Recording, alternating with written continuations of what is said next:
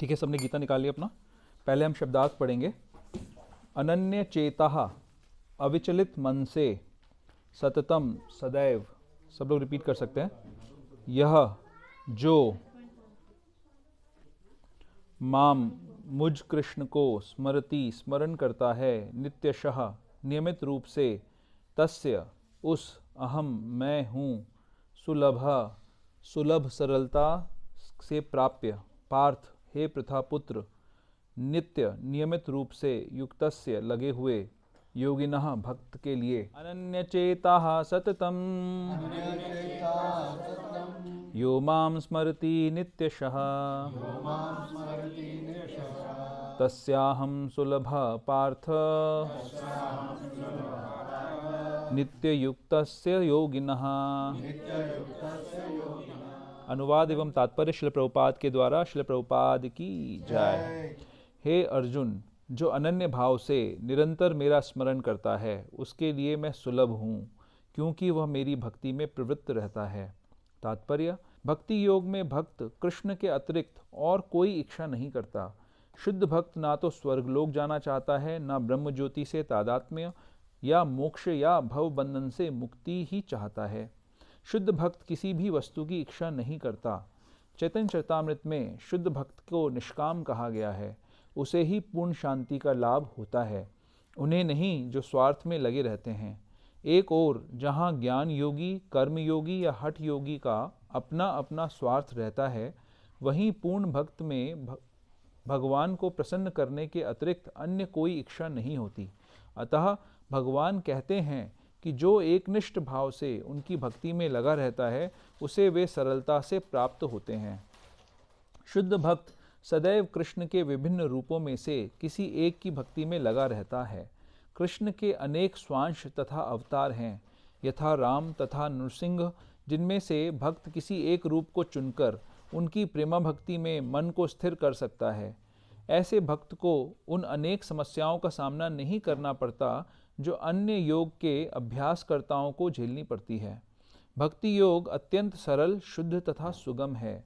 इसका शुभारंभ हरे कृष्ण जप से किया जा सकता है। भगवान सबों पर कृपालु हैं, किंतु जैसा कि पहले कहा जा चुका है, जो अनन्य भाव से उनकी सेवा करता है, वे उनके ऊपर विशेष कृपालु रहते हैं। भगवान ऐसे भक्तों की सहायता अनेक प्रकार से करते हैं, जैसा कि वेदों में कठोपनिषद 1.2 से 23 में कहा गया है, यमे वैश वृणुते तेन लभ्यस्तस्यैष आत्मा विवृणुते तनुम स्वाम। जिसने पूरी तरह से भगवान की शरण ले ली है और जो उनकी भक्ति में लगा हुआ है, वही भगवान को यथारूप में समझ सकता है। तथा गीता में भी 10.10 में कहा गया है, ददामि बुद्धि योगम तम। ऐसे भक्त को भगवान पर्याप्त बुद्धि प्रदान करते हैं, जिससे वह उन्हें भगवत धाम में प्राप्त कर सके। शुद्ध भक्त का सबसे बड़ा गुण यह है कि वह देश अथवा काल का विचार किए बिना अनन्य भाव से कृष्ण का ही चिंतन करता रहता है। उसको किसी तरह का व्यवधान नहीं होना चाहिए। उसे कहीं भी और किसी भी समय अपना सेवा कार्य करते रहने में समर्थ होना चाहिए। कुछ लोगों का कहना है कि भक्तों को वृंदावन जैसे पवित्र स्थानों में या किसी पवित्र नगर में, जहाँ भगवान रह चुके हैं, रहना चाहिए, किंतु शुद्ध भक्त कहीं भी रहकर अपनी भक्ति से वृंदावन जैसे वातावरण उत्पन्न कर सकता है। श्री अद्वैत ने चैतन्य महाप्रभु से कहा था, आप जहाँ भी हैं हे प्रभु, वही वृंदावन है। जैसा कि सततम तथा नित्यशः शब्दों से सूचित होता है, शुद्ध भक्त निरंतर कृष्ण का ही स्मरण करता है और उन्हीं का ध्यान करता है। यह शुद्ध भक्त के गुण हैं, जिनके लिए भगवान सहज सुलभ हैं। गीता समस्त योग पद्धतियों में से भक्ति योग की ही संस्तुति करती है। सामान्यतया भक्ति योगी 5 प्रकार से भक्ति में लगे रहते हैं। शांत भक्त, जो उदासीन रहकर भक्ति में युक्त होते हैं। दास्य भक्त, जो दास के रूप में भक्ति में युक्त होते हैं। सख्य भक्त, जो सखा रूप में भक्ति में युक्त होते हैं। वात्सल्य भक्त, जो माता पिता की भांति भक्ति से युक्त होते हैं। तथा माधुर्य भक्त, जो परमेश्वर के साथ दाम्पत्य प्रेमिका की भांति भक्ति में युक्त होते हैं। शुद्ध भक्त इनमें से किसी में भी परमेश्वर की प्रेमा भक्ति में युक्त होता है और उन्हें कभी नहीं भूल पाता। जिससे भगवान उसे सरलता से प्राप्त हो जाते हैं। जिस प्रकार शुद्ध भक्त क्षण भर के लिए भी भगवान को नहीं भूलता, उसी प्रकार भगवान भी अपने शुद्ध भक्त को क्षण भर के लिए भी नहीं भूलते। हरे कृष्ण कृष्ण कृष्ण हरे हरे, हरे राम राम राम हरे हरे। इस महामंत्र के कीर्तन की कृष्ण भावना भावित विधि का यही सबसे बड़ा आशीर्वाद है। तो अभी हम 14th वर्ष का ही करेंगे डिस्कशन, क्योंकि टाइम आज थोड़ा लेट चल रहे हैं। हरे कृष्णा। तो अगेन बहुत इम्पोर्टेंट वर्स है हमेशा की तरह। हाँ देखते हैं हाँ, लेकिन इसमें बहुत कुछ बहुत गुह्य बातें इसमें छुपी हुई हैं। एक एक शब्द इम्पॉर्टेंट है इस श्लोक का। और हमेशा की तरह पहले थोड़ी सी भूमिका हम डिस्कस करेंगे, जो नए हैं उनके लिए भी और अपने आप को भी याद दिलाने के लिए कि हम गीता में कहाँ तक पहुँच चुके हैं। तो जैसा कि हम जानते हैं, भगवत गीता को 3 भागों में हम देख सकते हैं। पहला सेक्शन 6 चैप्टर्स का कर्म योग का, सेकंड सेक्शन 6 चैप्टर्स का भक्ति योग का, थर्ड सेक्शन ज्ञान योग का। तो अभी हम 8th चैप्टर पे हैं। 8th चैप्टर के अंदर यानी हमने फर्स्ट पार्ट कवर कर लिया है। पहले के 6 अध्यायों के अंदर हमने क्या देखा? सबसे पहले जो पृष्ठभूमि है, भगवत गीता की जो बैकग्राउंड है वो क्या है कि अर्जुन के मन में द्वंद्व उत्पन्न हो जाता है कि वो कैसे अपने पितामह, अपने गुरुजनों के साथ युद्ध करें, है ना। और उनको अपनी ड्यूटी पे कन्फ्यूजन है कि मेरे को क्या ड्यूटी है मेरी, मुझे क्या करना चाहिए, क्या करने से मेरा लाभ होगा। उनका प्लेटफॉर्म ये है कि मेरा फ़ायदा किस चीज़ को करने से होगा। उनको ये लग रहा है कि अगर वो युद्ध करेंगे तो उनका नुकसान होगा, उनको पाप मिलेगा, क्योंकि वो अपने पितामह को, गुरुजनों का उनको वध करना पड़ेगा। बहुत सारे तर्क भगवान के सामने अर्जुन रखते हैं कि क्यों उनको युद्ध नहीं करना चाहिए, लेकिन उनका कन्फ्यूजन उनके तर्कों के बाद भी दूर नहीं होता। अल्टीमेटली वो भगवान कृष्ण की शरण ग्रहण करते हैं सेकंड चैप्टर के अंदर। पहले चैप्टर के अंदर हमने पढ़ा कि अर्जुन के क्या क्या आर्ग्यूमेंट्स हैं कि युद्ध नहीं करना चाहिए, क्यों नहीं करना चाहिए। सेकंड चैप्टर में भगवान की शरण ग्रहण कर लेते हैं और भगवान से रिक्वेस्ट करते हैं कि वो उनका मार्गदर्शन करें। सेकंड चैप्टर भगवत गीता की समरी है। उसमें जो भी कुछ हम गीता में पूरा पढ़ रहे हैं वो एक समराइज कैप्सूल फॉर्म में स्टार्टिंग में ही बता दिया गया है। तो सेकंड चैप्टर में सबसे पहले भगवान अर्जुन की डांट लगाते हैं, उनको बोलते हैं कि आप उन चीज़ों के लिए शोक कर रहे हो जो आपको नहीं करना चाहिए, जो शोक करने के लायक नहीं है। सबसे पहले आत्मा और शरीर, सांख्य योग का वर्णन बताते हैं, आत्मा और शरीर का भेद बताते हैं कि आत्मा अमर है, उसका कभी नाश नहीं होगा, और शरीर को तो मरना ही मरना है, कभी भी शरीर को बचाया नहीं जा सकता। फिर बहुत सारी चर्चा होती है, डिटेल में हम अभी इस समय नहीं जाएंगे। भगवान उनको कर्म योग के प्लेटफॉर्म पे या कर्म कांड के प्लेटफॉर्म पे उठाने की कोशिश करते हैं। बोलते हैं कि अगर आप युद्ध करेंगे तो जीत गए तो राज्य मिलेगा, मारे गए तो स्वर्ग मिलेगा, लेकिन अगर नहीं करेंगे तो अपयश मिलेगा, लोग आपको भगोड़ा समझेंगे और फिर भी आपको आना पड़ेगा और शायद आपको मार दिया जाएगा। फिर उसके बाद भगवान बताते हैं कि आपको बुद्धि योग करना चाहिए, बुद्धि के स्तर पर, यानी क्या कि अपना कर्म करो, कर्म के फल में आसक्ति मत रखो और उसके फल को भगवान की सेवा में लगाओ।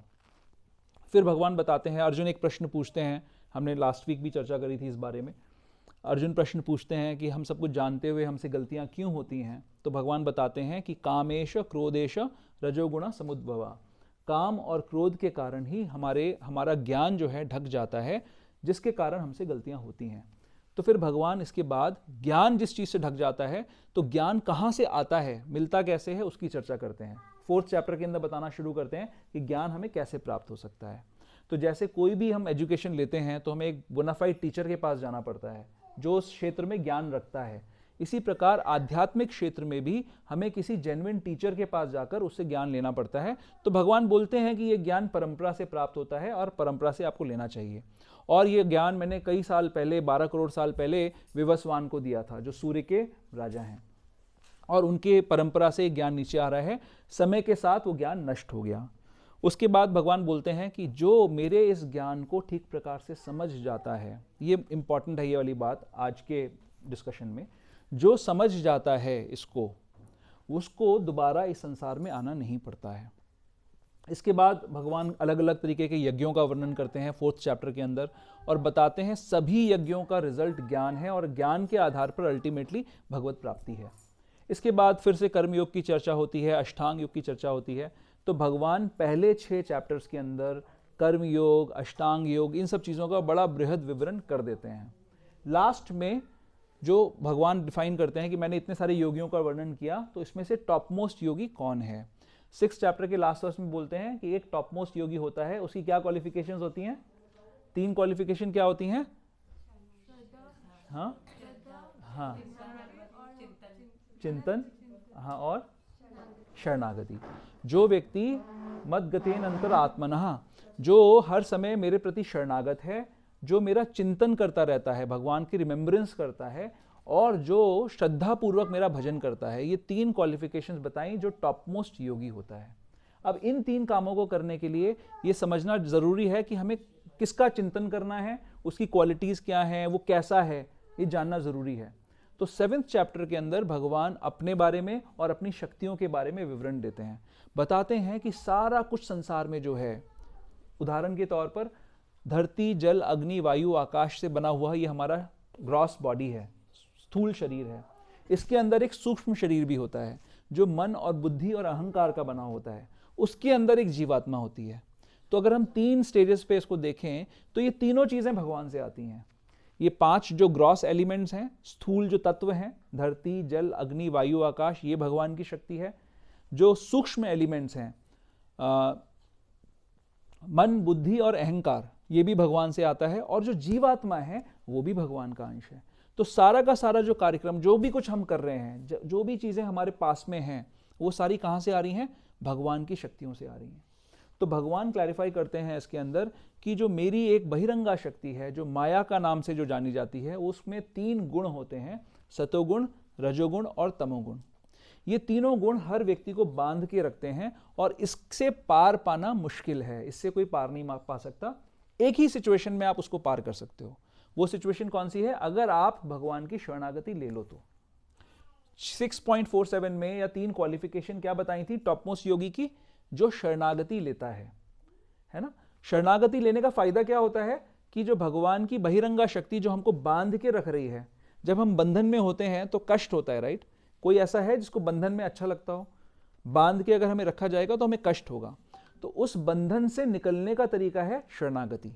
तो शरणागति, फिर उसके बाद जिक्र आता है कि कौन से ऐसे लोग हैं 4 प्रकार के जो भगवान की शरणागति नहीं लेते हैं, फिर कौन से ऐसे लोग हैं जो भगवान की शरणागति ले लेते हैं। ठीक है, ये सारा डिस्कशन के बाद अल्टीमेटली बात आती है कि जो योग मिश्रित भक्त हैं उनकी बात आती है। भगवान 7th चैप्टर के एंड में कुछ 6-7 टर्म्स बताते हैं, है ना। वो नेक्स्ट हम डिस्कस करेंगे कौन से टर्म्स बताते हैं। भगवान बोलते हैं कि जो व्यक्ति इस संसार से निकलना चाहता है, इस संसार के बंधन से, प्रॉब्लम से निकलना चाहता है, मोक्षकामी है, वो मृत्यु के समय में ये 6 चीजें समझ जाता है। तो वो नाम लेते हैं, ब्रह्म समझ जाता है, अध्यात्म समझ जाता है, कर्म समझ जाता है, अधिदैव समझ जाता है, अधिभूत और अधियज्ञ समझ जाता है। प्रयाण काल पे, जिस समय अंत समय में उसको जाना है, ये 6 चीजें समझ जाता है। तो एक एक करके कोई बताएगा क्या क्या होता है। ब्रह्म किसको कहते हैं? जीव को। और अध्यात्म किसको कहते हैं? कोई और? अपने आप को पढ़ना, अपने आप को जानना। नहीं, गीता में क्या लिखा है? स्वभाव। हमारा जो स्वभाव है उसको हम कहते हैं अध्यात्म। कर्म किसको कहते हैं? एक्टिविटीज। नहीं, इस तरफ कोई, सब नए हैं शहर में। ठीक है, कर्म हो गया। अधिदैव किसको कहते हैं? आधा देव और आधा इंसान। वो तो आधा देव हो जाएगा। अधिदैव, अधिदेव उसको कहते हैं। आधी देव की क्वालिटीज होती है और आधी नहीं। विराट पुरुष, जिसके अंदर सारे डेमीगॉड्स भी आ जाते हैं, सारे देवी देवता भी आ जाते हैं। ठीक है। और अधिभूत किसको कहते हैं? हाँ, मटीरियल मैनिफेस्टेशन, जो प्रकृति है। और लास्ट कौन सा रहेगा? अधियज्ञ। अधियज्ञ किसको कहते हैं? हाँ, अधियज्ञ कहते हैं परमात्मा को, जो कि भगवान से अभिन्न है। ठीक है। तो ये 6 चीजें जो जीव भगवान की प्राप्ति करना चाहता है या मोक्षकामी है, वो इन चीज़ों को समझ जाता है। तो 8वां चैप्टर जो हम पढ़ रहे हैं, इसकी शुरुआत में अर्जुन यही प्रश्न पूछते हैं कि भगवान ये क्या आपने टर्म्स बताए हैं? अधिदैव के आधा नर और आधा देवता होता है, क्या होता है ना? यही पूछ रहे हैं अर्जुन भी। तो भगवान क्लैरिफाई कर देते हैं, 4-5 श्लोक के अंदर वो सब क्लियर कर देते हैं कि क्या ये चीज़ें होती हैं। इसके बाद लास्ट में बात आती है प्रयाण काले। प्रयाण काले यानी जिस समय जाने का समय हो गया। कहाँ से जाने का समय हो गया? इस शरीर में से ये आत्मा निकलकर जाने का समय हो गया। उस समय कैसे, वो क्या होता है, उसके बारे में चर्चा चलती है। अब इसके बाद भगवान बताते हैं, जो कि बहुत इंपॉर्टेंट श्लोक हैं, याद करने वाले श्लोक हैं।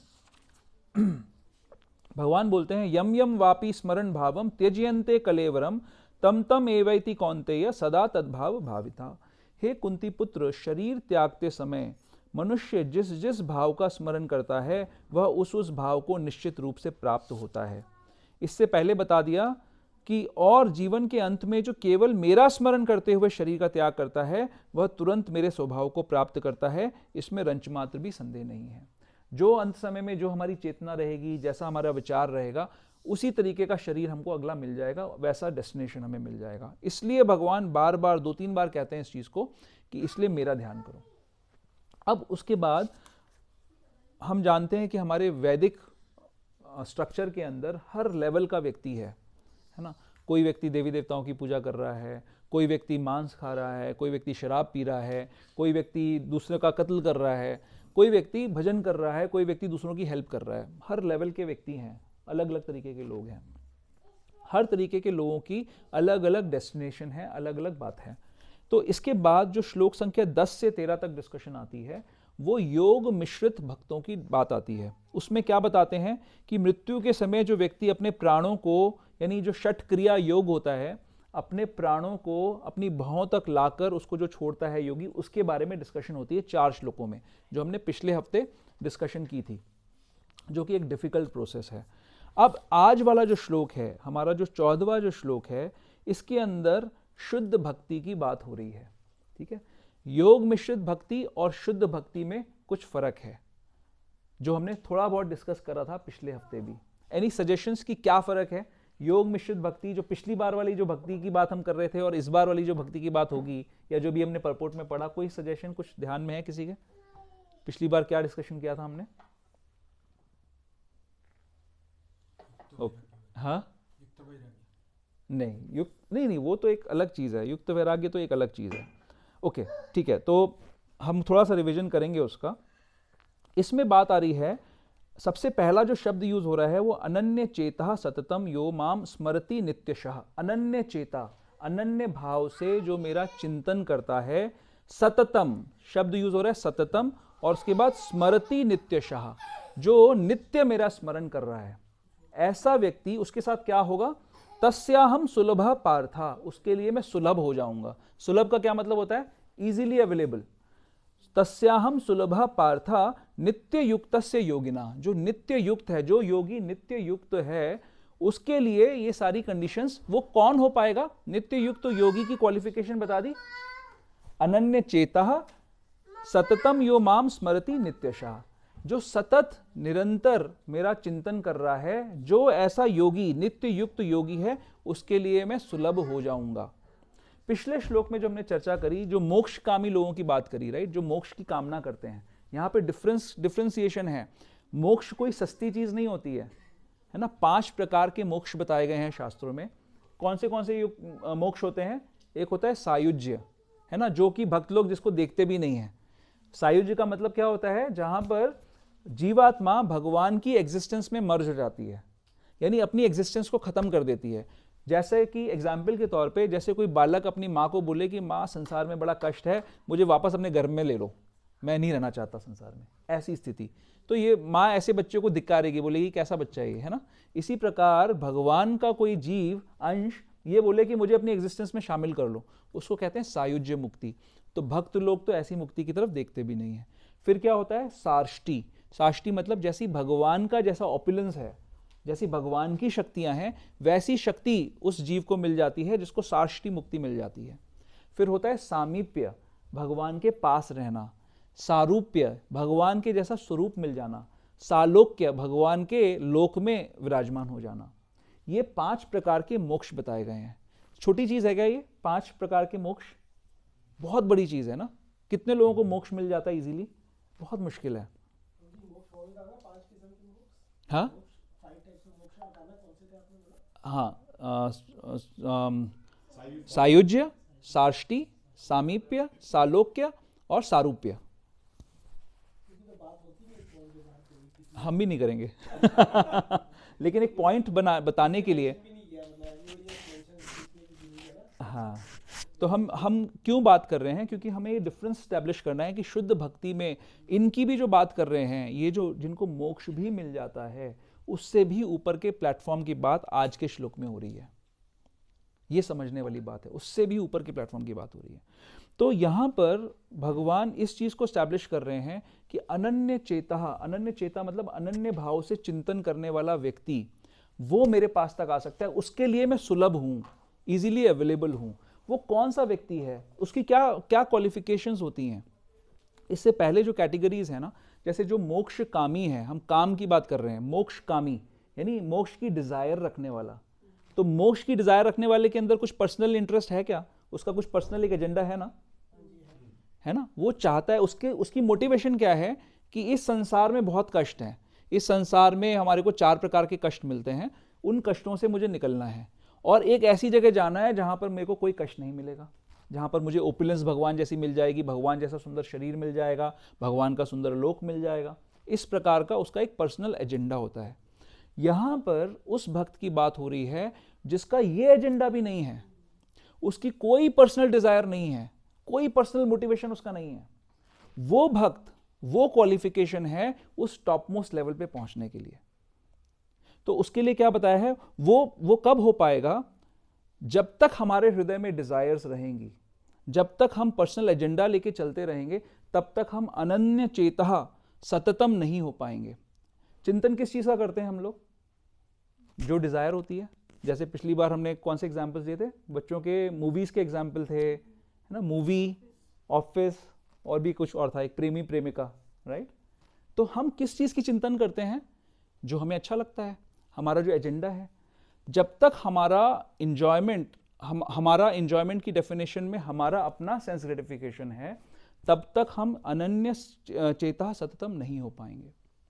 इस श्लोक के अंदर जो चर्चा हो रही है वो उस टॉप मोस्ट लेवल पे ले जाने की हो रही है। अब इसके अंदर कुछ टेक्निकल चीजें इसमें बताई हैं। 7th चैप्टर अगर आप निकालेंगे, 7th चैप्टर के अंदर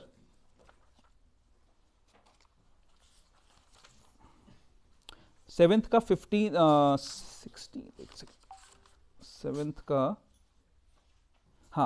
16th वर्स जो है, चतुर्विधा भजन्ते माम जनाः सुकृतिनो अर्जुना आर्तो जिज्ञासुर अर्थार्थी ज्ञानी च भरतर्षभा।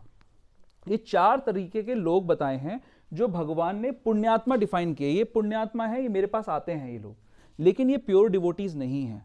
इनकी अपनी अपनी, जैसे फॉर एग्जांपल कोई मटेरियल डिजायर हो सकती है, या अपने कष्टों को खत्म करने की इनकी इच्छा हो सकती है, अपना अर्थ जैसे कष्टों को खत्म करना, अर्थार्थी यानी जो व्यक्ति कुछ धन चाहता है, और ज्ञानी वो जो ज्ञान की तलाश कर रहा है। तो ये जो 4 तरीके के जो लोग उस श्लोक में बताए हैं, उन्हीं का वर्णन हुआ है 8.10 से लेकर 8.13 के अंदर, कि उन लोगों की क्या गति बनती है। वो लोग जब प्यूरिफाई हो जाते हैं तो वो मोक्षकामी बन सकते हैं। ठीक है, अब इसके अंदर क्वालिफिकेशंस हैं कुछ चीजों की।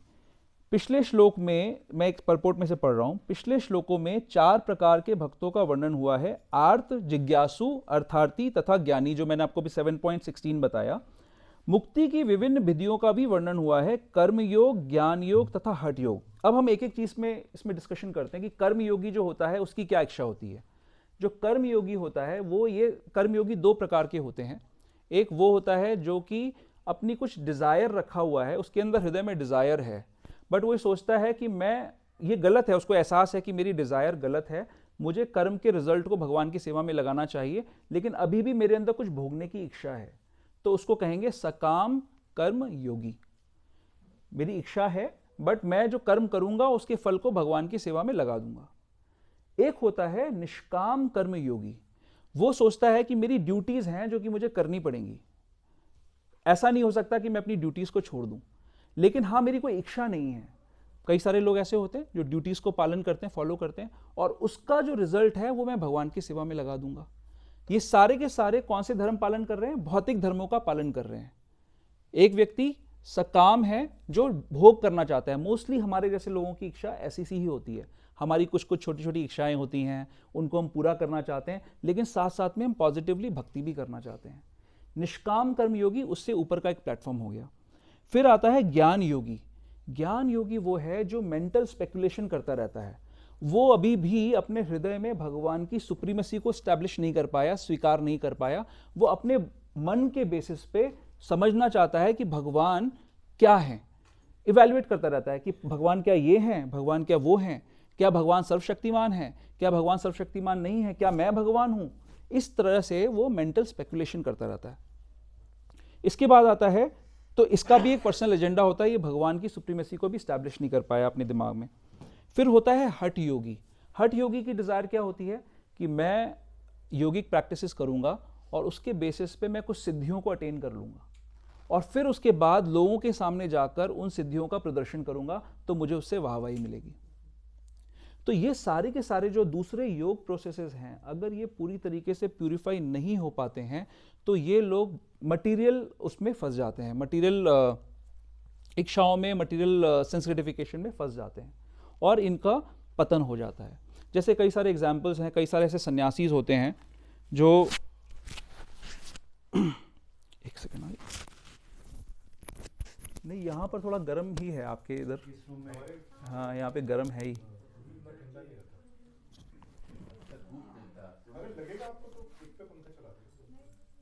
सब भाग जाएंगे बाकी ओके कोई नहीं, चलो तो वापस आ जाते हैं इसमें। तो ये सारी के सारे प्रोसेसेस हैं जो भगवान ने बताए हैं, गीता के अंदर ही बताए हैं कि कर्म योग क्या होता है, हठ योग क्या होता है, ज्ञान योग क्या होता है। बट इनके पिटफॉल्स हैं, इनकी प्रॉब्लम्स हैं इनके साथ में। अगर हम इन प्रैक्टिसेस को करते हैं तो हम शुद्ध लेवल पे शायद ना पहुंच पाएं। जो टॉप मोस्ट लेवल है, जहां पर भगवान अपने आप को सुलभ कर रहे हैं, हमारे को वो अपने लिए अवेलेबल कर रहे हैं, हम उस लेवल पे शायद ना पहुंच पाएं। इसके बाद बात आती है, इन योग पद्धतियों के नियम में कुछ ना कुछ भक्ति मिली रहती है, भक्ति का कुछ अंश होता है, लेकिन इस श्लोक में शुद्ध भक्ति योग का वर्णन है जिसमें ज्ञान, कर्म या हठ का मिश्रण नहीं होता, जैसा कि अनन्य चेता। अब अनन्य चेता पे आते हैं। अनन्य का मतलब अगर सिंपल भाषा में देखें तो नॉन स्टॉप होना चाहिए, किसी भी परिस्थिति में, किसी भी तरीके की प्रोसेस में हमारा डिविएशन नहीं होना चाहिए, किसी भी तरीके के पर्सन्स में डिविएशन नहीं होना चाहिए और किसी भी तरीके का गोल का डिविएशन नहीं होना चाहिए। तो इसको थोड़ा सा मैं एक्सप्लेन करूंगा। अनन्य चेता में अदर प्रोसेसेस, जैसे हमारे को कई सारी बार ऐसे डिस्कशंस में, बुक डिस्ट्रीब्यूशन में ऐसे लोग मिलते हैं जिनका रुझान किसी एक पर्टिकुलर स्पिरिचुअल प्रोसेस की तरफ होता है। जैसे कोई मिलेगा, हम उनको बोलेंगे कि देखो कलयुग का जो धर्म है वो हरि नाम संकीर्तन है। वो बोलेंगे जी हम हरि नाम संकीर्तन तो है, ठीक है आपकी बात समझते हैं, लेकिन हाँ मुझे रोज़ जो है ना वो अपना एक यज्ञ करना ज़रूरी होता है, मैं रोज़ एक हवन करता हूँ या रोज़ एक क्या बोलते हैं उसको, होम करता हूँ, वो करना ज़रूरी है मेरे लिए, या मैं सुबह सुबह रोज़ एक पाठ ज़रूर करता हूँ। तो अब जो हमारे जैसे साधक हैं वो लोग जब भक्ति में 16 माला मान लो करने लग जाते हैं, थोड़ा आगे बढ़ने लग जाते हैं, उसके बाद भी उनकी अटैचमेंट उन प्रोसेसेस की तरफ बनी रहती है। तो यहाँ पर यह सावधान किया जा रहा है कि अगर आप उन सारी अलग प्रोसेसेस में अटैच रहोगे तो आप अनन्य चेता वाली कैटेगरी में नहीं आओगे। अनन्य का मतलब है कि बिना किसी और प्रोसेस की तरफ अटैचमेंट किए, जो हमारी कर्म योग, ज्ञान योग, हठ योग, ये सारी जो प्रोसेसेस के प्रति हमारे अटैचमेंट है, उसको छोड़कर आपको एक निष्ठ भगवान की भक्ति करनी है, एक निष्ठ भगवान का भजन करना है। अभी जैसे कुछ लोगों की दीक्षा हुई तो जब इंटरव्यूज हो रहे थे तो सबसे ये प्रश्न पूछा गया कि भाई आपके घर में, आपके मंदिर में किन किन के विग्रह हैं, है ना। तो हमारे ग्रुप में कुछ कुछ लोगों ने बताया कि जी हमारे यहाँ ये भी है, वो भी है, इन देवी की भी पूजा होती है, उस देवता की भी पूजा होती है। तो उसका मतलब क्या हुआ कि आप अनन्य चेता नहीं हो पाओगे। अगर आपको अभी भी किसी देवी में, किसी देवता में अटैचमेंट है तो आप पूर्ण रूपेण भगवान के प्रति एकनिष्ठ शरणागत नहीं हो पाओगे। तो ये अनन्य चेता में प्रोसेसेस के प्रति अटैचमेंट नहीं होना चाहिए, व्यक्तियों के प्रति भी अटैचमेंट नहीं होना चाहिए। व्यक्तियों में कौन आ जाएगा, जैसे कोई देवी है, कोई देवता है, या कोई हमारा लोकल लीडर है। कई बार मैं देखता हूं भक्त लोग जो हैं पॉलिटिकल लीडर्स को बहुत सुनते हैं, आजकल ज़्यादा चल रहा है ये, पॉलिटिकल लीडर्स के प्रति बड़ा उनका अटैचमेंट है कि ये पर्टिकुलर, ये तक कह देते हैं कि जो जी Narendra Modi for example is now incarnation of God, ऐसा भी सुना है मैंने, कहते हैं लोग, राइट? तो उनको वो सुनना चाहते हैं, उनके प्रति उनके मन में अटैचमेंट है। एक्सक्यूज कुछ भी हो सकता है, ये एक्सक्यूज हो सकता है कि जी मैं अपने आप को अपडेटेड रखना चाहता हूं इसलिए मैं उसको सुन रहा हूं, लेकिन अंदर हृदय में अटैचमेंट है उन लोगों के प्रति। तो हम किस चीज की बात कर रहे हैं? अनन्य चेता। अनन्य चेता बनने के लिए हमें किसी भी इस तरीके के अटैचमेंट को छोड़ना पड़ेगा। अगर हम इस अटैचमेंट को नहीं छोड़ते हैं तो हम अनन्य चेता नहीं हो पाएंगे, हम अपने आप को धोखा दे रहे हैं। तो हमें इसको गुरु, साधु और शास्त्र के आधार पर समझना पड़ेगा। इसके बाद शब्द आ रहा है सततम यो माम स्मरति नित्यशः। सततम, कंटिन्यूअसली, नित्यशः। नित्यशः का मतलब हो सकता है कि रोज होना चाहिए वो काम और हर समय होना चाहिए, हर समय। तो अब सवाल उठ सकता है कि जी रोज तो चलो ठीक है, श्रील प्रभुपाद ने हमें एक प्रोसेस दे दी कि आपको रोज 16 माला का जप करना है, ठीक है? तो रोज आप भगवान का 16 माला का जप कर रहे हो, तो रोज वाला प्रोसेस तो फिक्स हो गया। अब बात आई कि हर समय हम कैसे करेंगे। क्या कोई सजेशंस हैं? हर समय हम कैसे भगवान का ध्यान कर सकते हैं, भगवान का नाम ले सकते हैं? कोई जॉब कर रहा है, कोई घर में काम कर रहा है, स्टूडेंट स्टडीज कर रहे हैं, तो क्या हो सकता है, किस तरीके से हम हर समय भगवान की सेवा कर सकते हैं? तो पिछली बार भी मैंने इस बारे में थोड़ा सा डिस्कशन किया था, अगर किसी को याद हो तो। रिजल्ट को भगवान की सेवा में लगाना है, ये एक लेवल है। और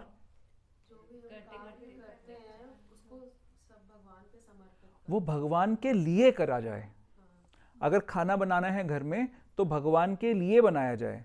उसमें लेवल्स हो सकते हैं। जैसे एक जब स्टार्टिंग में हम शुरू करते हैं तो हमें बताया जाता है हर चीज़ को आप भगवान की सेवा में डवटेल करिए। अगर आपको कोई चीज़ अच्छी लगती है तो आप उसको पहले घर पे बनाइए और भगवान को भोग लगाइए और फिर उसको पाइए। यहाँ पे फर्स्ट कंसिडरेशन क्या है?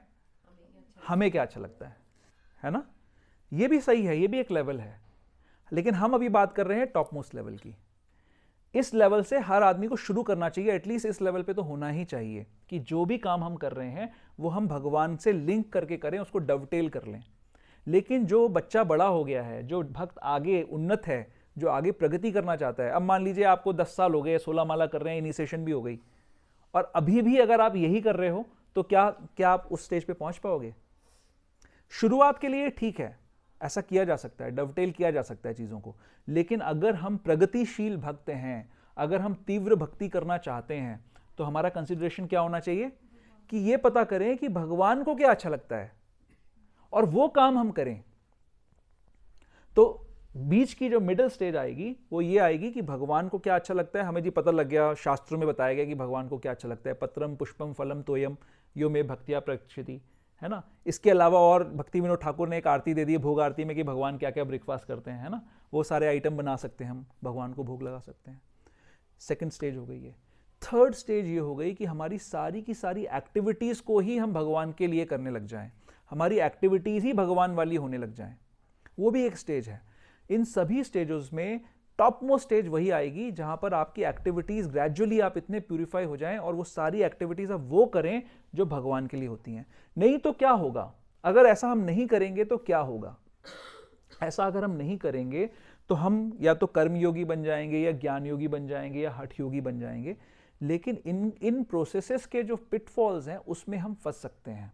इस संसार से निकलना और भगवत धाम में जाकर भगवान की सेवा का आनंद लेने का जो लक्ष्य है वो मीट नहीं होगा, वो छूट सकता है हमसे। ऐसा हो सकता है कि हमको कोई अटैचमेंट हो जाए। कई सारे ऐसे सन्यासीज हैं जो सब कुछ दुनिया में छोड़ देते हैं।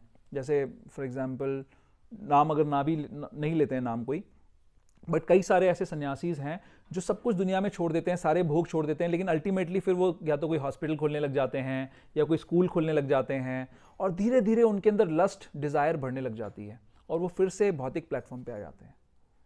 तो ये रिस्क हम सब के लिए रहती है। अगर हम लोग टॉप मोस्ट लेवल के लिए एस्पायर नहीं करेंगे, हमारी अभी की सिचुएशन छोटी हो सकती है, नीची हो सकती है। हो सकता है कि हम अभी नीचे स्तर पर हों, हम वो फर्स्ट स्टेज में ही हो कि हम अपनी चीज़ों को डवटेल कर रहे हैं, हमें जो चीज़ अच्छी लगती है उसको हम भगवान से किसी तरीके से जोड़ जाड़ कर उसको कर रहे हैं। लेकिन एस्पिरेशन, हमारा लक्ष्य यही होना चाहिए कि हमें अनन्य चेतसा वाली स्टेज में पहुंचना है जहां पर हम अनन्य भाव से काम करते रहेंगे। अगर हम ऐसा कर पाएंगे तो भगवान बहुत इंपॉर्टेंट शब्द इसमें यूज कर रहे हैं, सुलभा। सुलभ का क्या मतलब है? भगवान कहते हैं योगक्षेमम वहाम्यहम्, मैं आपके योग और क्षेम का वहन करता हूँ, आपके पास जो है उसकी रक्षा करता हूँ, और जो आपके पास नहीं है वो आपको प्रोवाइड कर देता हूँ।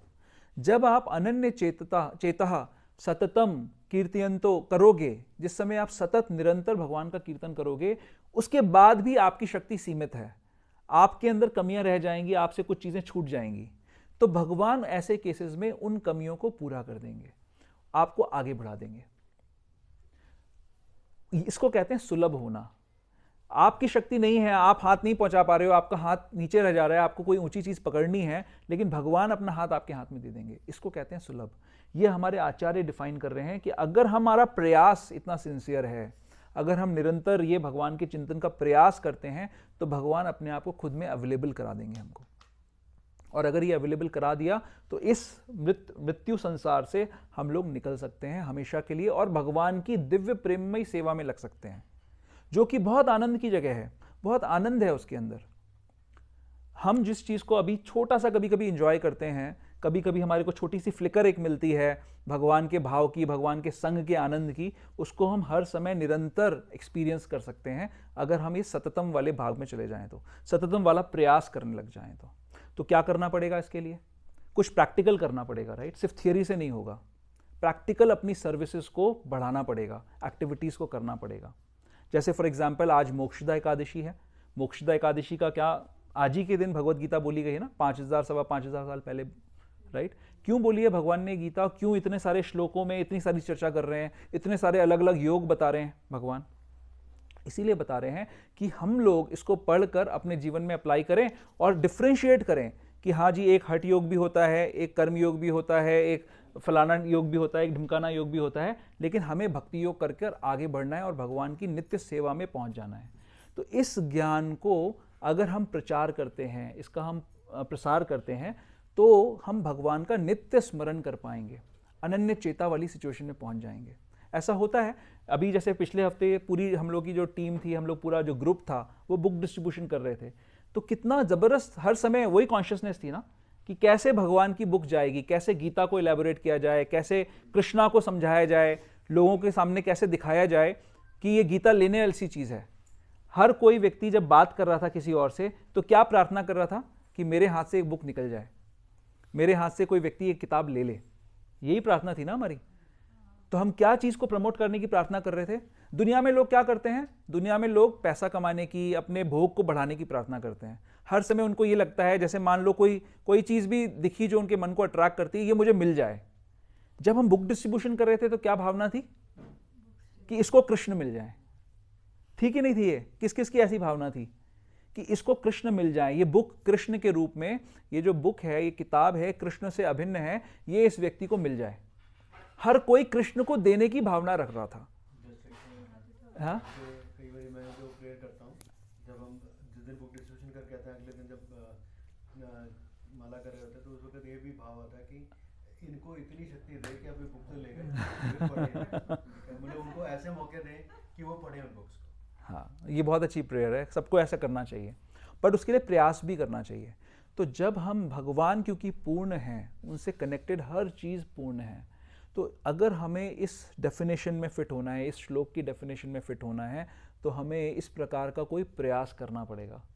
तब हम कॉन्स्टेंटली हर समय भगवान का चिंतन कर पाएंगे। अब ये पूरा महीना दिसंबर मैराथन का महीना है, तो हर भक्त के अंदर ये भावना होनी चाहिए कि किस प्रकार से मैं भगवान के इस मैसेज को हर किसी तक पहुंचा पाऊं। अलग अलग तरीके से हम कर सकते हैं, अलग अलग तरीके से प्रयास कर सकते हैं। जिनके पास धन है वो स्पॉन्सर कर सकते हैं। कई सारे लोग मिलते हैं जो कि खरीद नहीं सकते, हम उनको फ्री बांट सकते हैं, राइट? खुद अगर हम अपना समय दें तो और भी अच्छी सिचुएशन होगी। हर रोज़ हर व्यक्ति को ये प्रयास करना चाहिए कि हमारे हाथ से कुछ बुक्स जाएं। ज़रूरी नहीं है कि बुक स्टॉल पे ही जाके बैठना है। आप अपने कॉन्टैक्ट लिस्ट में, अपने फ़ोन नंबर्स में, हर किसी के आजकल फ़ोन्स में 2000 कॉन्टैक्ट्स कम से कम होते हैं, राइट? अगर हम उन सब कॉन्टैक्ट्स को एक्सप्लोर करें, उनके पास जाकर उनको कॉल करें, उनको पूछें कि जी आपके पास ये किताब है, कृष्णा को, भागवतम को, चैतन्य चरितामृत को ग्लोरीफाई करें, तो बहुत सारे लोग ले लेंगे। अभी मेरे को व्यास पूजा में हमारे गुरु भाई हैं गौरांग प्रसाद प्रभु, वो यूएस में रहते हैं, तो वो आए हुए थे इंडिया में अभी। तो उन्होंने बताया कि जब भी वो इंडिया में आए थे तो ट्रेन की जर्नी थी उनकी, कहीं से कहीं ट्रेन में जा रहे थे, ओवरनाइट जर्नी थी। तो सिर्फ 10 घंटे के अंदर उन्होंने कुछ लोगों को मैसेजेस भेजे श्रीमद् भागवतम के बारे में कि ये श्रीमद् भागवतम है, ये भाद्र पूर्णिमा के टाइम की बात है, और उन्होंने 12 आवर्स के अंदर 25 भागवतम सेट लोगों को डिस्ट्रीब्यूट कर दिए। तो क्यों किए, कैसे हुए? कृष्ण क्या कर रहे हैं, मैंने क्या बताया, सुलभ कृष्ण कर देते हैं। सुलभ का मतलब है अपने आप को अवेलेबल करा देते हैं।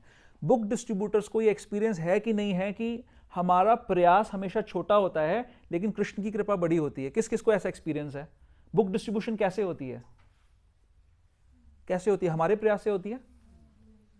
हमारे प्रयास करने के बाद कृष्ण की कृपा से होती है।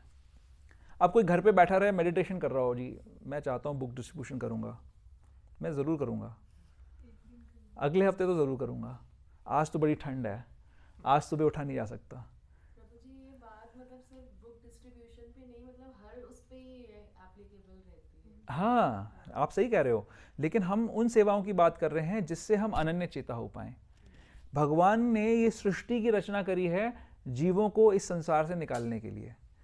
इसलिए नहीं करी है कि जीव यहाँ पे बैठ के भोग करे, है ना, इसलिए नहीं करी है कि यहाँ पर बैठ के वो अपनी इंद्रियों का पोषण करता रहे, इसलिए करी है कि वो अपनी ड्यूटी को समझे और जो नित्य आनंद है भगवान की सेवा का उसमें वो स्थित हो पाए। इसलिए भगवान ने सृष्टि की रचना करी है। तो जब आप पुस्तक वितरण करते हो, उन पुस्तकों में क्या लिखा है? यही बात लिखी है, यही समझाया गया है कि भाई इस संसार में रहने लायक जगह नहीं है, ये जेंटलमैन्स के लिए जगह नहीं है, यहाँ से निकलो। यहाँ से निकलने का रास्ता क्या है? ये लिमिटेड टाइम के लिए आपको ये ऑफर मिला है, ये मनुष्य योनि जो मिली है। किसी को पता है किस दिन हमारी एक्सपायरी डेट है? किसी को पता है? किसी को नहीं पता। तो उस एक्सपायरी डेट को ना जानते हुए हमें हर समय ये सोचना चाहिए कि अगले पल मेरी एक्सपायरी डेट हो सकती है, उससे पहले I have to perfect myself. उससे पहले मुझे ऐसी सिचुएशन बनानी है अपने हृदय में ताकि मैं अनन्य भगवान का चिंतन कर सकूं बिना किसी रुकावट के। तो हमारी जो प्रोसेस है, प्रभुपाद जी ने इतनी इंटेलिजेंटली ये प्रोसेस डिफाइन करी है। जैसे आप देखिए 16 माला, अगर आप किसी को यज्ञ करना है तो यज्ञ करने के लिए क्या करना पड़ेगा? सुबह सही मुहूर्त निकालना पड़ेगा, आपको शौच का पूरा ध्यान रखना पड़ेगा, सही जगह पे स्नान पे शौच कर कर स्नान कर कर बैठना पड़ेगा, एनवायरनमेंट को पवित्र रखना पड़ेगा। जैसे अभी बच्चे यहाँ पे घूम रहे हैं, वैसे अगर बच्चे घूम सकते हैं यज्ञ भूमि में? नहीं घूम सकते, राइट? वो कंटामिनेट कर देंगे एनवायरनमेंट को। तो बहुत सारे रूल्स हैं, रेगुलेशंस हैं, बहुत सारे पुरोहित चाहिए जो कि सही से मंत्रों का उच्चारण करें, शुद्ध समिधा चाहिए, शुद्ध दूध दही चाहिए, घी चाहिए यज्ञ में डालने के लिए। है ये सब चीज़ें अवेलेबल? समय है किसी के पास ये सब करने का? हमारी जो प्रोसेस प्रभुपाद जी ने हमें बताई है या कृष्ण ने जो कलयुग के लिए प्रोसेस बताई है, 16 माला का जप, उसके लिए कितने नियम हैं? आप सुबह उठना है, आपको उठने के बाद आप हाथ में माला लीजिए, नहाए हो या नहीं नहाए हो आप शुरू कर सकते हैं माला करना। दिन हो या रात हो, बैठे हो या लेटे हो, सुबह हो या शाम हो, वाहन में हो या एक जगह पे खड़े हुए हो, कर सकते हैं माला को, क्योंकि ये हरि नाम अभिन्न है कृष्ण से। तो जब आप इस हरि नाम को लेते हो, जो कंसिडरेशन है ना सततम, इसमें जो नित्यशः बात आ रही है, तो नित्यशः में ये भी कंसिडरेशन नहीं है, प्यूरिटी का भी कंसिडरेशन नहीं है, भगवान की रिमेंबरेंस हर समय हम कर सकते हैं। यज्ञ में है, डीटी वर्शिप में है, आप डीटी वर्शिप बिना नहाए नहीं कर सकते। भगवान के अर्च विग्रह की पूजा आपको प्रॉपर स्टैंडर्ड से करनी पड़ेगी, है ना, प्रॉपर स्टैंडर्ड्स के साथ में, प्रॉपर मंत्रों के उच्चारण के साथ में वैसे करनी पड़ेगी। आपको अधिकार होना चाहिए, गुरु ने बोला होना चाहिए कि आपको सेवा करने का अधिकार है, तब आप कर सकते हो। लेकिन हरि नाम करने के लिए कोई भी कर सकता है, छोटा बच्चा भी कर सकता है, किसी समय भी कर सकता है। तो हमारे पास फॉर्चुनेटली ऐसी प्रोसेस है जो हम इमीडिएटली इस नित्यशा वाली प्रोसेस स्टेज पे पहुंच सकते हैं। हम हरिनाम हर समय कर सकते हैं, बुक डिस्ट्रीब्यूशन के माध्यम से हर समय हम जुड़ सकते हैं। और आप विश्वास मानिए, एटलीस्ट मेरे को ये एक्सपीरियंस है कि जितनी बार अगर मैं ऐसा इच्छा करूं ना कि मुझे जाना है भगवान की पुस्तक वितरण करनी है, भगवान भेज देता है किसी ना किसी को, इमीडिएटली कोई ना कोई आ जाता है। और ऐसे ऐसे एक्सपीरियंसेस होते हैं और भगवान रक्षा भी करते हैं। हमारे सामने, हमारे रास्ते में जो ऑब्स्टिकल्स हैं वो दूर हो जाते हैं सेवा के टाइम पे। कितनी बार ऐसा होता है। तो आपको तो भगवान ने स्पेशली एम्पावर किया हुआ है ऐसी सेवा के लिए। नहीं, हम सबको एम्पावर किया हुआ है, यही मैं बोल रहा हूँ, यही तो डाउट क्लैरिफाई करना है। मेरे सर पे सींग नहीं है, मैं आसमान से नहीं टपका हूँ, मैं भी बता रहा हूँ कि मैं सिर्फ प्रयास कर रहा हूँ। गुरुदेव ने बताया, गुरु महाराज ने बताया जाओ बुक डिस्ट्रीब्यूशन करो, मैं कर रहा हूँ। और अगर हम सभी लोग इस आदेश का पालन करें, हम सबको वही एम्पावरमेंट मिलेगी। आप में से कितने सारे लोग हैं, सबने मेरे सामने ही बुक डिस्ट्रीब्यूशन शुरू करी है। पहले और अब में फ़र्क है ना, देखते हो ना आप लोग कि बुक डिस्ट्रीब्यूशन में कैसे मर्सी मिलती है, एक्सपीरियंसेस होते हैं। तो हमें इस तरीके की सेवाओं में जुड़ना पड़ेगा। अगर हम कोई ये आर्म चेयर फिलॉसफी नहीं कर रहे हैं, हम यहाँ पे बैठ के थियोरिटिकल डिस्कशन नहीं कर रहे हैं, हमें प्रैक्टिकल स्टेप्स लेने पड़ेंगे। इस श्लोक के अंदर जो स्टेज बताई गई है, उस स्टेज पे हम सबको पहुंचने का हमारा गोल होना चाहिए। ये होना चाहिए हमारे हृदय में भावना कि मैं अपना पूरा जोर लगा दूंगा इस स्टेज पे पहुंचने के लिए। किस स्टेज पे पहुंचने के लिए? किस स्टेज पे पहुंचने के लिए? हाँ, अनन्य चेता सततम और स्मरति नित्यशः। नित्यशः, हर समय मेरा नॉन स्टॉप चिंतन रहना चाहिए। कोई टाइम का भेद नहीं होना चाहिए, किसी दिन का भेद नहीं होना चाहिए, प्योरिटी इम्प्योरिटी का कोई भेद नहीं होना चाहिए। ऐसी स्टेज में पहुंचने के लिए प्रैक्टिकल हमें स्टेप्स लेने पड़ेंगे, प्रयास करना पड़ेगा। उस दिन हम लोग जब स्टॉल पे गए सैटरडे को, तो युगल किशोर प्रभु जी और रीटा माता जी सबसे पहले टाइम पे आ गए, राइट? आपने तो शायद पहले कभी बुक डिस्ट्रीब्यूशन नहीं किया था, राइट? किया था, हाँ, जन्माष्टमी पे एक बार किया था।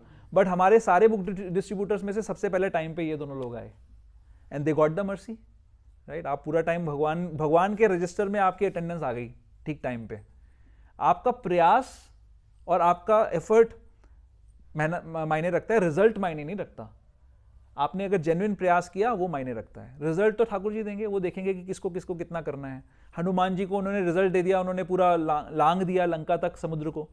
वो छोटी सी गिलहरी को रिजल्ट था कि वो कंकड़ी डाल दे, लेकिन दोनों से भगवान प्रसन्न है, राइट? तो हमारा दोष तब है जब हम प्रयास नहीं कर रहे हैं, हम टाल रहे हैं, हम सोच रहे हैं कि कभी एक दिन आएगा, one fine day I will go. हाँ, हर समय प्रोक्रेस्टिनेशन, हम हर समय सोचते रहते हैं कि कभी किसी दिन करेंगे हम सेवा। वो नहीं होना चाहिए। हर समय इस संसार की कोई भी परिस्थिति हमारी सेवा को, हमारी भक्ति को बाधित नहीं कर सकती है। हम सिर्फ अपने मन से अपने आप को रिस्ट्रिक्ट करते हैं। आपकी जो परिस्थिति हो, जिस सिचुएशन में आप हो, आप उसमें सेवा कर सकते हो। बड़े से बड़े उम्र का हो कोई व्यक्ति, छोटे से छोटा बच्चा हो। हमारे स्टॉल पे एक छोटी सी बच्ची, कितने साल की थी वो? हाँ, 6 साल की, 6-7 साल की बच्ची, उसने कितनी सारी बुक्स डिस्ट्रीब्यूट कर दी। आप लोग भी कर सकते हो। हाँ, और जो बातें कर रहा था, जो फोटो खिंचा रहा था, उस सबकी डांट पड़ी। वहां पर कई सारे लोग ऐसे थे जो फोटो खिंचाने में इंटरेस्ट ले रहे थे थोड़ा थोड़ा। तो उनकी डांट पड़ के उसने बोला कि आपको बातें मत करो, फोटो मत खिंचाओ, बुक डिस्ट्रीब्यूशन करो। तो हर कोई व्यक्ति, बड़े से बड़ा, छोटे से छोटा, कोई ये ना समझे कि मैं अक्षम हूं, मैं नहीं कर सकता। हर कोई सेवा कर सकता है, और अगर आप प्रयास करोगे भगवान सुलभ हो जाएंगे। इस श्लोक का सबसे इंपॉर्टेंट शब्द जो मुझे लगता है वो ये सुलभ ही है, क्योंकि हमारी शक्तियां सीमित हैं। भगवान प्रॉमिस कर रहे हैं, वो अपने आप को अवेलेबल करा देंगे, प्रयास करा देंगे। ओके, इसमें कुछ और भी चीजें हैं।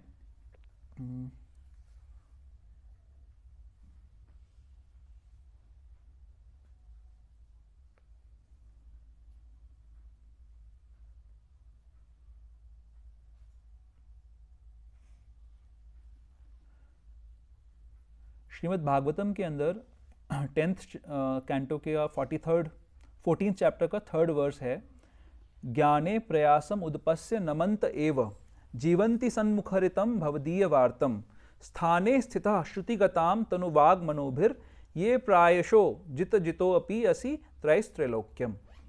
इसका क्या मतलब है कि हमें भगवान को समझने के लिए ज्ञान का प्रयास छोड़ देना चाहिए। अपने ज्ञान के बल पर अगर हम भगवान को समझने का प्रयास करेंगे तो हम हमेशा विफल होंगे। उसकी जगह क्या करना चाहिए? सन्मुखरितम भवदीय वार्तम, भगवान के दिव्य नामों का चिंतन, दिव्य नामों का वर्णन हमें भक्तों के मुंह से, भगवान के मुंह से सुनना चाहिए। और स्थाने स्थित, अपने स्थान पर स्थित रहते हुए, हमें अपनी फिजिकल पोजीशन को, हमारी सोशल स्टेटस को चेंज करने की जरूरत नहीं है। स्थाने स्थिता श्रुतिगताम तनुवाग मनोभिर, अपनी वाणी से, अपने शरीर से और अपने मन से हमें अपनी स्थिति में रहते हुए इन चीज़ों को ग्लोरीफाई करना चाहिए, भगवान के नाम को ग्लोरीफाई करना चाहिए। और इस प्रकार से, ऐसा करने से जिसको त्रिलोकी में कोई नहीं जीत सकता, उसको हम जीत सकते हैं। ये इस श्लोक का तात्पर्य है। अब यहाँ पर श्रील प्रभुपाद इस श्लोक को, इसके तात्पर्य के अंदर जो श्लोक का तात्पर्य है उसमें वो कोट कर रहे हैं। तो 3 चीज़ों की बात हो रही है, शरीर, मन और वाणी। ये शरीर, मन और वाणी भगवान की सेवा में लग भी सकता है और नहीं भी लग सकता है। यहाँ पर बात हो रही है श्रीमद् भागवतम भवदीय वार्तम। श्रीमद् भागवतम को अगर हम ग्रहण करते हैं शरीर से, मन से और वाणी से, तो हम इस स्टेज पे पहुंच सकते हैं। और जो नहीं करता, इसका मैं आपको तात्पर्य बताता हूं। 10.14.3 Those who, even while remaining situated in their established social positions, throw away the process of speculative knowledge, जो mental speculation है उसको छोड़ देते हैं, and with their body, words and mind offer all respect to descriptions of your personality and activities। एक second, इसका तात्पर्य में जाते हैं।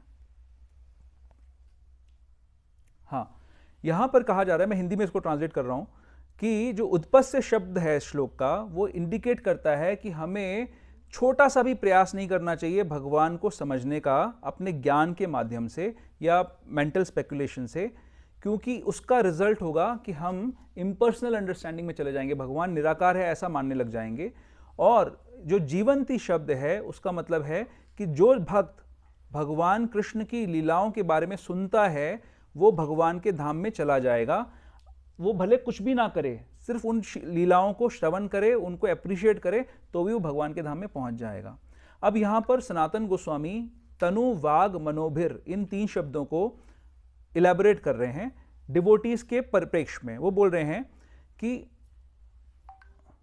अपने मन, अपने शब्द और अपने शरीर के माध्यम से जो भक्त होता है वो भगवान को कॉन्कर कर सकता है। कैसे करेगा? अपने हाथों से भगवान के अर्चा विग्रह की सेवा करेगा, ठीक है, अपने मुंह से भगवान के नामों का उच्चारण करेगा और अपने मन से भगवान का सानिध्य ग्रहण करेगा। और जो नॉन डिवोटीज हैं, जो अभक्त हैं, वो लोग कैसे करते हैं? उनका क्या होता है? उनके लिए बताया गया है कि वो अपने मन, वाणी और शरीर से भगवान को जीत नहीं सकते, क्योंकि वो भगवान की प्रेममयी शक्ति में सेवा में नहीं है।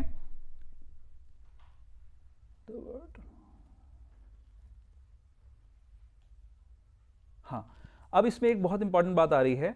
In reference to the word जीतः, conquered, the word tanu vag manobhi indicates that the pure devotee of Lord Krishna conquer his body, words and mind. Lord Krishna's body is conquered because he always remains by the side of his pure devotees. हमेशा जो भगवान हैं वो अपने भक्त, pure शुद्ध भक्तों के साइड में हमेशा रहते हैं, और भगवान उनके शब्दों से कॉन्कर हो जाते हैं क्योंकि हम उनका नाम लेते हैं। भगवान अपने नाम से अभिन्न हैं, तो भगवान जब हम नाम लेते हैं तो वो हमसे जीते जाते हैं। And Lord Krishna's mind is conquered because he always thinks about his loving devotees. तो भगवान भी अपने भक्तों का उतना ही चिंतन करते हैं जितना हम भक्त भगवान का चिंतन करते हैं। तो भगवान इतने विभू हैं, क्या हम ऐसे किसी ग्रेट आदमी को जानते हैं जो हमारा चिंतन करता हो? क्या एक्सपेक्ट किया जा सकता है कि मिस्टर नरेंद्र मोदी हम जैसे लोगों का चिंतन कर रहे होंगे?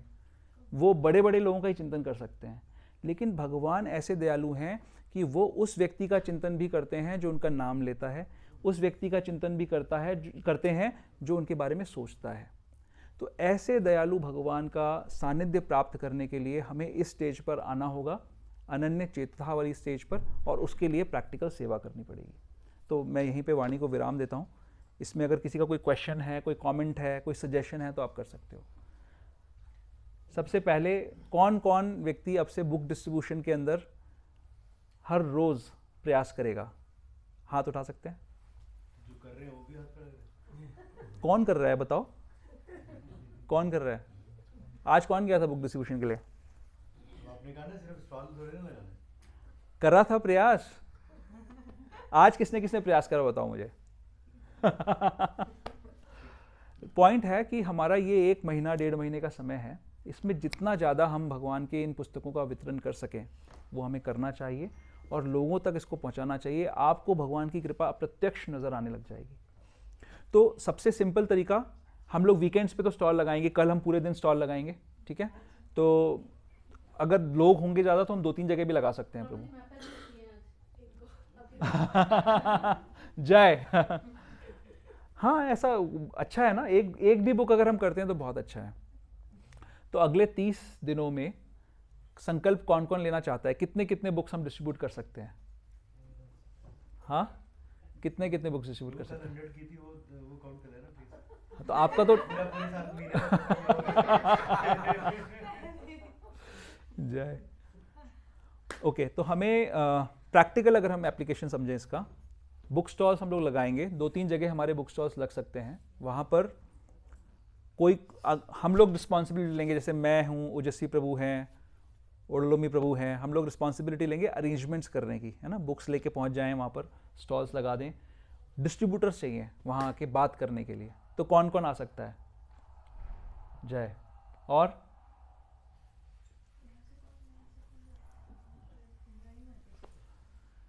इस सोसाइटी में भी प्रभु जी लगाइए, आपको लगाना पड़ेगा।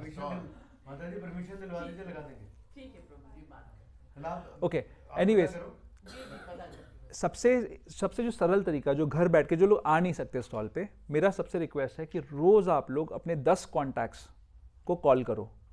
मैं आप लोगों को एक ड्राफ्ट मैसेज दूंगा श्रीमद् भागवतम के लिए भी और गीता के लिए, और आप प्रयास करो उनको श्रीमद् भागवतम देने का। भागवतम, जैसे हमने इस श्लोक में पढ़ा, ये जो श्लोक को लाने का पर्पज़ यही था कि इस श्लोक के अंदर भगवान बोल रहे हैं कि आप भगवान को जीत सकते हो अगर आप भगवान की लीलाओं को, उनके नाम रूप गुण को सुनो या बताओ, ठीक है। तो जब आप श्रीमद् भागवतम किसी तक पहुंचाते हो तो आप उसको वो अपॉर्चुनिटी दे रहे हो, भगवान को जीतने की अपॉर्चुनिटी दे रहे हो। तो हम सबको प्रयास करना चाहिए कि हम रोज श्रीमद् भागवतम डिस्ट्रीब्यूशन करें, और ये इम्पॉसिबल नहीं है। एटलांटा के अंदर हमारे गुरु भाई हैं, वो एक एक दिन में 50-50 भागवतम सेट्स डिस्ट्रीब्यूट कर रहे हैं, 50-50 सेट्स, राइट। तो हो रहा है, और किन को कर रहे हैं? उन विदेशियों को कर रहे हैं जिन्होंने भागवतम का भाव ही नहीं सुना है, उनको पता ही नहीं है भागवतम होती क्या चीज़ है। हमारे यहाँ पर लोगों को पता है भागवतम क्या होती है, हमारे यहाँ लोगों को पता है कि कृष्ण कौन होते हैं। तो हमें प्रयास करना है अपने कॉन्टैक्ट्स में, अपने फ्रेंड सर्कल में, दोस्तों को, नेबर्स को, सबको, हमें किसी के साथ डिफ्रेंशिएशन नहीं करना है, हर किसी को इक्वल अपॉर्चुनिटी देनी है। 10 लोगों को कॉल करने में कितना टाइम लगेगा? शायद आधा घंटा लगेगा, 3 मिनट्स पर कॉल मे बी, करेक्ट। तो आधा घंटा अगर आप सब इन्वेस्ट करो तो you will yourself be surprised कि कितना अच्छा आपको रिजल्ट मिल रहा है, आप कैसे भगवान की डायरेक्ट सेवा कर रहे हो। और जब ये प्रण आप लोगे, मुझे आपसे ये प्रॉमिस चाहिए आज सबसे, कौन कौन ये प्रॉमिस करेगा कि रोज आधा घंटा हम 10 कॉल्स करेंगे? ये कोई है जो ऐसा नहीं कर सकता? कॉन्टैक्ट ढूंढो, करेंगे। कौन कौन है? प्रभु अपने ऑफिस में लगवा लो, मानेंगे। आप एक मैं सिर्फ ऐड कर रहा हूँ प्रभु जी, ये भी प्रयास कर सकते हैं, जैसे जो नए प्रभु जी आए हैं, जैसे आप हैं, just in case your work place है, वहाँ पे कोई अगर प्लान कर ले कि अच्छा, आप क्या करते हैं प्रभु? लंच टाइम है, बिजनेस में है वैसे, लेकिन एक छोटा सा स्टोर है। हाँ, अच्छा कन्वीनियंस स्टोर है। अच्छा, तो उसके आगे आप लगा सकते हैं, और उसके लिए किसी की परमिशन की जरूरत नहीं, क्योंकि वो मेरा ही है। जय, बहुत अच्छा है। कहाँ पर है आपका स्टोर? यही सेक्टर 50 में, वेम्बले एस्टेट। वेम्बले एस्टेट, मतलब किसी कम्युनिटी अंदर है? अच्छा, ज़रूर। 636 फ्लैट। आप ये भी कर सकते हैं प्रभु कि थोड़ा सा, जैसे आप लोग जो शॉप ओनर्स हैं, वो लोग अपने काउंटर्स पे थोड़ी थोड़ी बुक्स रख सकते हैं, थोड़ी सी स्पेस आपको बस करनी पड़ेगी गीता कृष्णा के लिए। तो मतलब आज ही ले जाऊंगा, कल रख लूंगा सुबह। जय, ज़रूर रखिए, ये बहुत फ़ायदेमंद है। मैं ऐसे ऐसे कहानियाँ जानता हूँ, ऐसे ऐसे लोगों को जानता हूँ, जैसे मंदिर में ही भागवत रखी है, जो दुकान पे मंदिर है उसमें भी जैसे आप लोगों के, उसके लिए आपको एक छोटी सी कहानी बताता हूँ एक बुक डिस्ट्रीब्यूटर की। ये शायद बात है स्पेन की, स्पेन या किसी यूरोपियन कंट्री की बात है। वहाँ पर हमारे कुछ बुक डिस्ट्रीब्यूटर्स रेलवे स्टेशन पे बुक डिस्ट्रीब्यूशन कर रहे थे, ठीक है। तो उन्होंने, एक लेडी ने एक ट्रेन में जाकर एक व्यक्ति को बुक ऑफर करी, कृष्णा बुक। वो बड़ा स्ट्रॉन्ग क्रिश्चियन था वो बंदा। आपने सुनी है कहानी? किसी ने नहीं सुनी? हाँ, तुमने सुनी होगी। हाँ, तो उसने क्या किया, उस व्यक्ति ने क्या किया कि उस लड़की के हाथ से वो बुक छीन ली और उसको ज़मीन पे पटका और उसको पैरों से कुचला, और उस लड़की का जूड़ा पकड़कर उसको ट्रेन के बाहर फेंक दिया, ठीक है। तो उस लड़की का माथा फट गया, दूसरे डिवोटीज थे, वो उसको ले गए, उसका इलाज कराया, ट्रेन चल दी। उसने वो जाकर बुक उसने देखा कि बुक तो यहीं रह गई ट्रेन में। उसने बुक जाकर सोचा कि मैं अपने घर में जाकर अपनी पत्नी को दिखाऊंगा कि देखो मैंने आज एक जो अपने अलग धर्म का प्रचार करने वाले लोग हैं उनके साथ मैंने कितना अच्छा सलूक किया। ऐसा सोच के वो बुक को घर पे ले जाता है। वो बुक को उसने डाइनिंग टेबल पे छोड़ दिया। दूसरे दिन उसकी सर्वेंट आई तो सर्वेंट ने देखा कि ये तो बुक बड़ी अच्छी क्वालिटी की कोई बुक नहीं है, लगता है किसी ने किसी वजह से फट गई है ये। तो उसने उसको साफ कर कर उस पर टेप वगैरह लगाकर उसको बुक शेल्फ में रख दिया। 1 साल के अंदर उसकी पत्नी का देहांत हो गया किसी वजह से। और वहाँ जैसे होता है जब बच्चे टीनेजर हो जाते हैं तो अपने अपने रास्ते निकल जाते हैं, तो उसका जो एक लड़का और एक लड़की था, तो लड़का किसी लड़की के साथ चला गया, लड़की किसी और लड़के के संग चली गई, तो वो अकेला हो गया पूरी तरीके से। और वो अपनी पत्नी से इतना अटैच था कि उसने ये विचार किया कि अब मैं सुसाइड करूँगा, अब मुझे रहने का जीवन में कुछ रहा नहीं मेरे, मुझे सुसाइड करना है। तो वो सुसाइड के लिए जब कॉन्टेम्पलेट कर रहा था तो उस समय उसने देखा कि सामने एक ये बुक रखी है। उसने देखा कि पता नहीं ये बुक किसने ला के रख दी, उसने उसको निकाल के देखा और ऐसे ही एक पेज उसने ओपन किया। वो पेज जब ओपन किया वो कृष्णा बुक थी। कृष्णा में आपको पता है कि एक वसुदेव और कंस का एक वार्तालाप है जहाँ पे कंस देवकी का वध करना चाहते हैं और वसुदेव जी कंस को समझा रहे हैं कि हम शरीर तो है ही नहीं, हम तो आत्मा हैं और आत्मा तो आप कुछ इस तरीके का वृत्तांत हो रहा है कि शरीर को मारने से कुछ नहीं होगा, आत्मा कभी मरती नहीं है, इस तरीके का डिस्कशन आता है कृष्णा बुक में। तो वो पेज पढ़ता है वो व्यक्ति बाई चांस, और उस पेज को पढ़कर उसको ऐसा लगता है कि इसका मतलब मेरी पत्नी भी मरी नहीं है, उसकी आत्मा है ना, वो आत्मा के रूप में है अवेलेबल। तो उसको इंटरेस्ट आ जाता है उस बुक में। तो 3 दिन 3 रात तक वो लगातार उस बुक को पढ़ता है पूरा cover to cover, and after 3 days he is a changed person. उसको एहसास होता है, उसको याद आ जाता है कि ये बुक मैंने कैसे ली थी और मैंने कितना दुर्व्यवहार करा था उस व्यक्ति के साथ में। तो वो सुसाइड का इरादा छोड़ देता है और फिर ढूंढना शुरू करता है कि ये बुक देने वाले लोग कहाँ से आए थे। तो उसको बड़ी मुश्किल से कहीं का एक एड्रेस मिलता है, वो वहाँ जाता है, डोरबेल बजाता है, तो लोग दरवाज़ा खोलते हैं, देखते हैं सामने कोई है ही नहीं।